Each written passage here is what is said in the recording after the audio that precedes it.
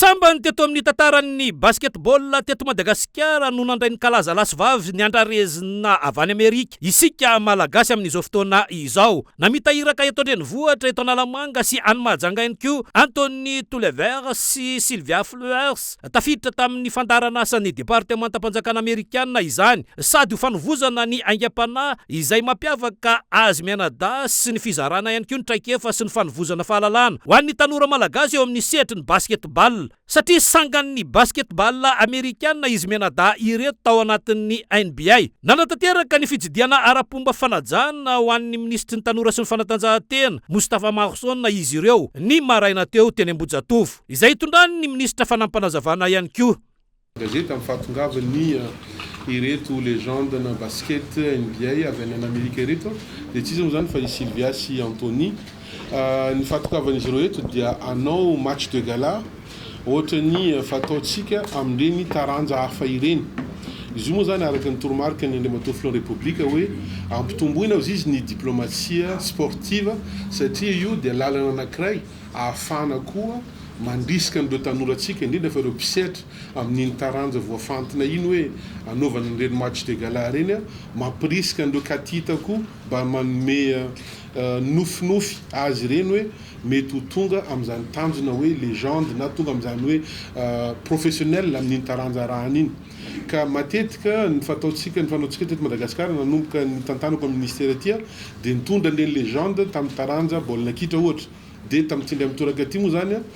tamin'ny dianay tany New York tamin'ny taona lasa dia nangataka tamin'ny administration américaine eto dia isorako manokana ny ambassador ny Amerika eto Madagasikara. Izy no nanelanelana nanamora an'izany fionana tamin'ny secrétaire mpanjakana américaine izany dia niraisin zareo za tany New York dia tamin'izany no nanambarako ny etaetatsika hoe izay Madagasikara, madame secrétaire d'État, tia basketball ny vahoaka malagasy, tia basketball ny tanora any Madagasikara ary anisan'ny sangany en basketball ny profozany izay no champion d'Afrique 3x3 amin'ny lehilahy, 3x3 amin'ny vehivavy ary qualifié koa ny équipe pirenenay andeha hiady ny amboara afro-basket, amboara ny continente.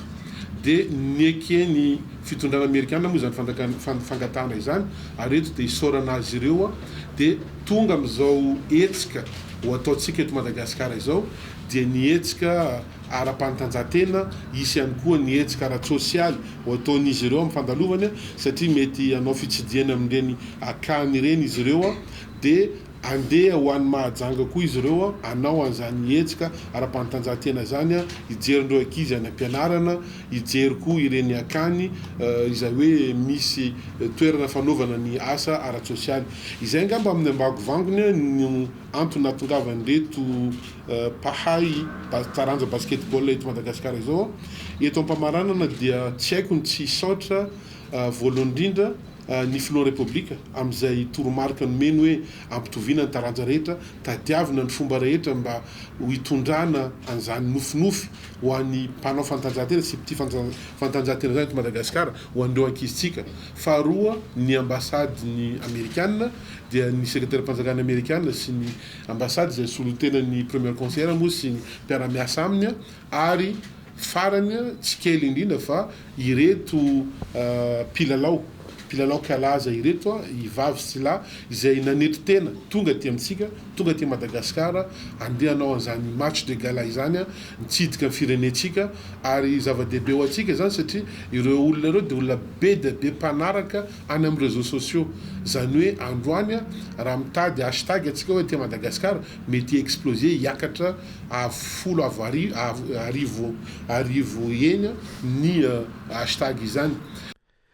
Niara-dalana tamin'izy ireo ny mpiandraiki dara eny anivon'ny masovo Amerikanina eto Madagasikara mato Stéphanie Arnold sy ny mpanolotsaina miandraikitra ny serasera sy ny raharahany kolotsaina Greg Ferguson. Nanotrana ny ministra kosa ny sekretera jeneral sy ireo tale jeneral mianada misana ny tanora sy ny miandraikitra ny fanatanjahantena malagasy sy ireo mpiara-miasa aminy ihany koa. Zava-dehibe araka izany ny fitsidiana tahaka izao. Nisy ny tafafony arahan'izy ireo tamin'ny mpanao gazety taorin'ny fitsidiana.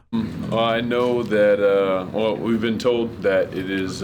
very popular here. A lot of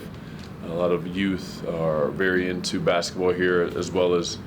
football, but very much so basketball has taken over as a very popular sport here, and so super excited to continue to push the sport forward here, and at the same time promote education and promote other things outside of the sport as well. Eto Madagasikara dia tena tian'ny tanora tokoa ny lalao basketball eto ny tanora tena tia milalao basketball marina fa eo ihany koa ny fitiavan'ny malagasy ny lalao baolina kitra fa ny fahafantarana azy dia efa mitombo kokoa ny fitiavana basketball ankehitriny dia izay indrindra no mahafaly anay tonga eto amin'izao fotoana izao satria mino izay fa nifatongavana dia hanampy ampitombo izay fitiavana ny taranja basketball izay dia eto ihany koa izay ampahafantatra izay resaka be kokoa momba ny mahazava-dehibe ny fanabeazana sy ny fifandrindrina izay amin'ny fanatanjahantena. Like Anthony said, before we got here, I didn't know that Madagascar was a big house. Very excited to support the country as well. Dia araka tenen'ny Anthony teo dia milohana tongavanay teto tsy tena nafantatra izay hoe tena tiany vahoaka tiany tanora